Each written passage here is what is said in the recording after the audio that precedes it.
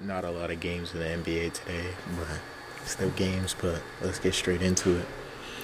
The 76ers versus the Pacers. Maxey had 45 points to beat the Indiana Pacers. Maxey has came up clutch every time he's been by himself on the Sixers, and he did it tonight. What he was doing last season. Last season he dropped 50. This season he dropped 45 to beat the Indiana Pacers with Tyrese Halliburton hit a clutch shot at the end. But it's good that Hallie's getting a rhythm, because in the last two games before this game, he didn't have a rhythm to his game. This game, in the fourth quarter, he actually turned it up, which led to a clutch three. So I guess that's something for Pacers fans to be happy about this game. But they had multiple opportunities to win this game. They just couldn't close it out. And it's a tough loss for them. But they have to find a way to win these type of games. For the 76ers, this is a good win. Get it a win out of their belts after Paul George is supposed to return soon. So that's a bright side. And Maxey is still playing like an all-star.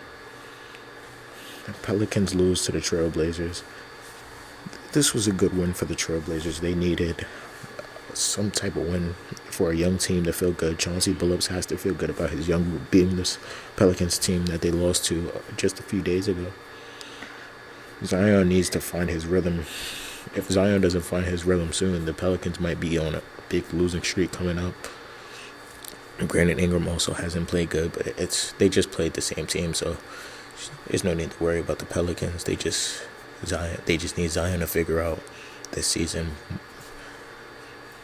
how to play like Zion. Like, Zion was an all-star last year, but I don't know. Zion always starts off slow to begin the year, so they just need to speed ahead to him finding his rhythm. The Nets blow out the Bucks, back-to-back losses to the Bulls and the Nets. The Bucks need to, they need to have a team meeting or something, because the same thing happened last year, and you see where that got them. The Bucks need to just figure out a play style they want to play. Either it's Giannis or Dame. They need to figure out how to put defense and offense on the boards, because they cannot be letting the Nets beat them by 30. That just can't happen. They play the Celtics tomorrow. It's a new day. They have to regroup and go to Boston to play them. But this was not a good loss for them. This was a great win for the Nets. Cam Thomas 32, Dennis Schroeder 29. Role players played really good for the Nets, and that's basically what the Nets are constructed of. They're constructed of role players, so they're gonna find a way to squeeze out some wins. But in reality, this team is for Cooper Flag to take over next season, so they're not gonna win too many games. That's why this is such a disappointing L for the Bucks, and they just need to get their shit together. The Thunder versus the Hawks. This was a good game until the fourth quarter when the Thunder ran away from this game.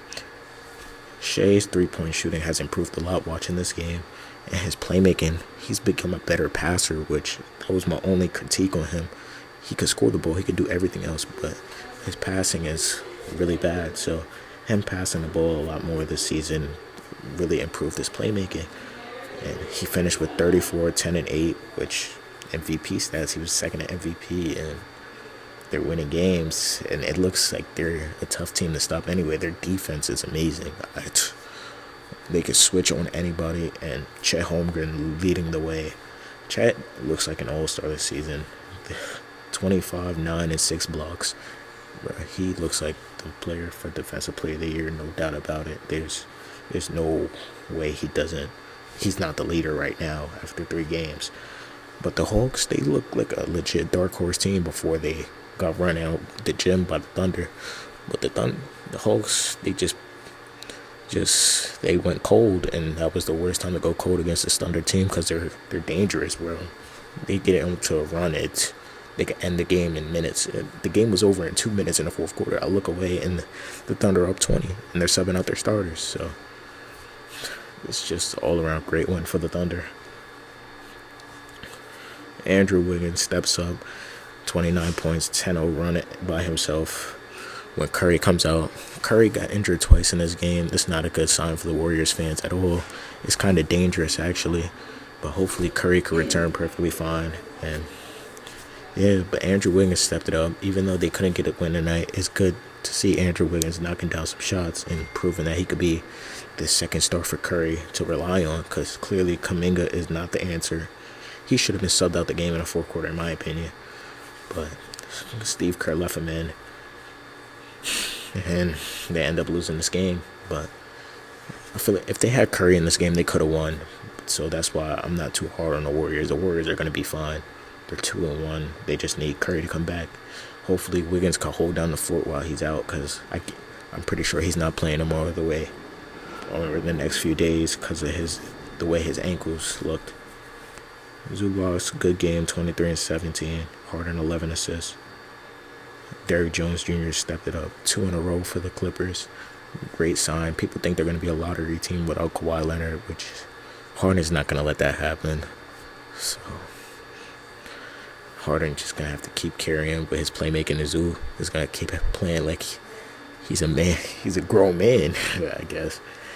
He's getting the touches now, so there's no excuse for him now. But that's the end. Let me know how y'all feel about these games tonight.